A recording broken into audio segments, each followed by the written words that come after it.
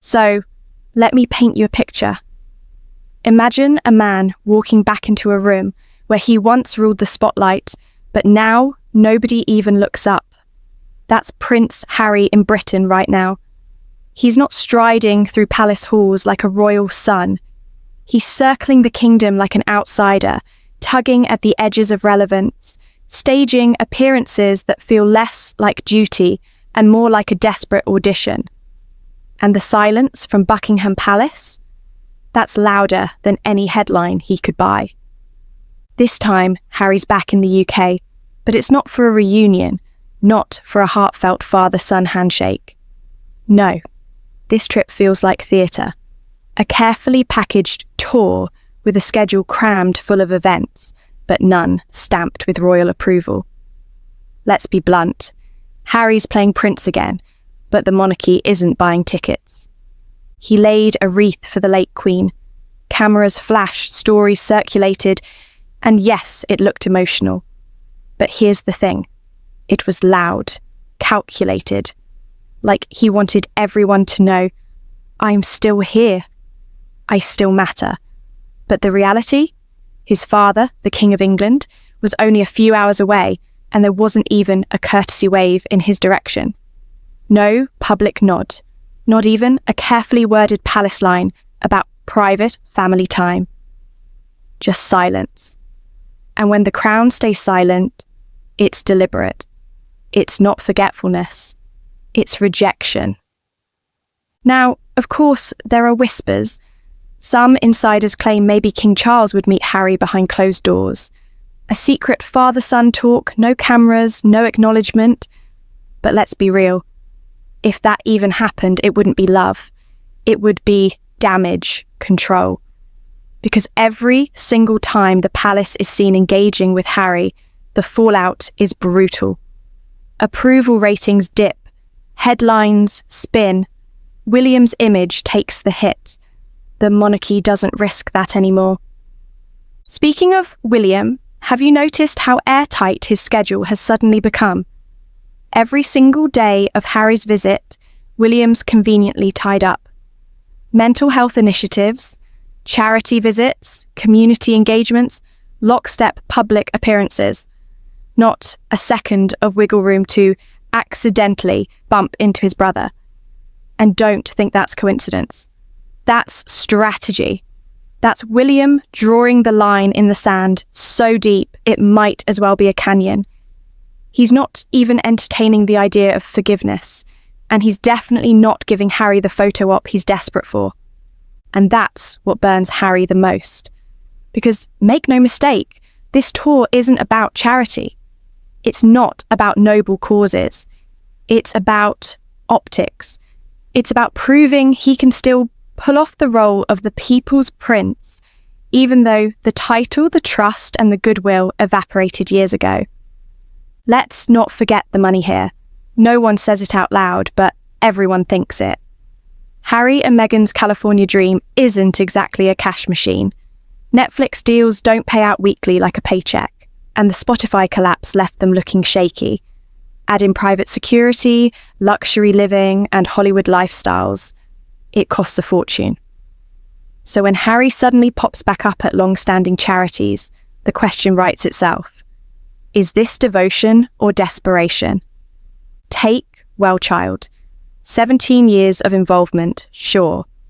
But now, right in the middle of his unofficial tour, he's back on that stage, cameras rolling, posing for heartfelt moments. You tell me, was that timing an accident? Or was it a carefully staged piece of PR to remind the world that Harry's still in the game? And here's the twist. Meghan's nowhere to be seen. Not on this trip, not on this stage, not in this story. She's not flying into London. She's not smiling in front of St. Paul's. She's staying in California, sipping tea in Montecito, far away from the fire she knows she'd walk straight into. Some say it's safety. Others say it's pride. But I'll say it plain. It's strategy. Meghan doesn't want to be near a family that never accepted her, and she doesn't want to be the scapegoat for Harry's latest stunt. So she lets him fly solo, cleaning up the wreckage of a bridge she helped torch years ago. Harry, meanwhile, is playing a dangerous game of make-believe. He's acting like the old role of Prince Harry can be dusted off, worn again, and paraded around like nothing ever happened. But this isn't 2018. The goodwill is gone. The public sympathy has dried up. And the royal family? They've moved on. They've closed the doors, bolted the gates, and pulled the curtains tight. Let's not forget. Harry dragged the UK government into court over his security. He accused his homeland of failing him, of leaving him unsafe. He painted the very nation that raised him as hostile, and now he expects a warm welcome back? That doesn't land. Not with the palace. Not with the public. And certainly not with William, who's made reconciliation look less likely than snow in July. What makes it worse? The double standard. Harry swears the UK is too dangerous for Meghan and the kids. Too risky, he says. That's the excuse for why Archie and Lilibet never step foot on British soil. And yet, here he is, back again, solo, no problem. So, what changed? Not the danger, not the risk. What changed is Harry's need for relevance, for attention, for a stage. Let me ask you, do you think this visit is about family? Or is it about proving to Hollywood, to the public, to his wife even, that he still matters? Because from where I'm standing, it looks like a man auditioning for a part no one's casting anymore. Now, here's the kicker. This isn't just another quick trip. This is Harry's longest UK stay since the Queen's funeral. Days on end, lingering like he's waiting for someone, anyone, to break ranks and invite him back into the fold. But look around. Charles is tucked away in Scotland. William is everywhere but near him. The palace is treating him like a ghost at the feast. No acknowledgement, no presence, no acceptance. And Meghan, she's watching from California like it's a season finale she executive produced. She's not rushing to rescue him. She's not rushing to join him. She's building her own world while Harry tries to crawl back into the one they left behind. That's the tragedy here. He's still tethered to the past while she's sprinting into the future. Insiders say Harry's been more candid with friends lately, that he misses the structure, the purpose, the sense of belonging that came with being a working royal. That California freedom turned out to be emptier than expected. He gave up titles, roles, tradition, all in the name of a better life.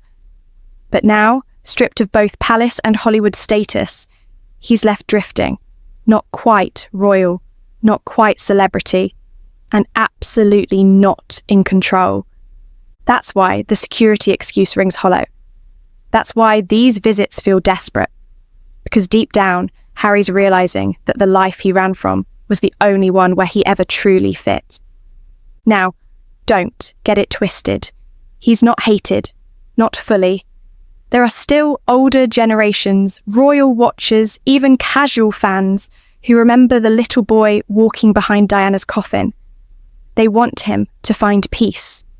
They want him to rebuild. But patience is thin. Sympathy is exhausted.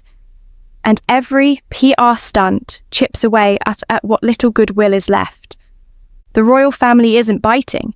William's strategy is cold but effective. No overlap, no contact, no drama. Charles's silence speaks volumes. And the rest of the firm? They've closed ranks tighter than ever. Harry's playing to the cameras, but the cameras can't write him back into the story.